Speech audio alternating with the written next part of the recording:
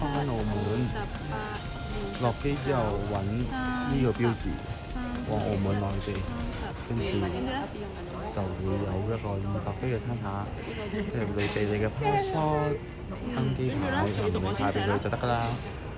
咁頭先佢就話我哋登記完之後咧，佢就話我哋等3個分鐘就可以去海鮮碼頭落行李，唔係成日 total 要用幾耐時間？等佢超過30分鐘，跟住嚟到呢度俾張飛佢，就掟翻嚟出嚟，叫我哋呢個電視度等佢。因為係啦，係職員嘅電梯，因為有推車，係咯，誤會咗佢 ，sorry。往海天中轉大樓前往內地及澳門。碼頭落行李唔會即刻嚟喎，上咗巴士啦，跟住直接就去停車場，就喺度等 scan 個 QR code 就上車牌，就會出嚟啦。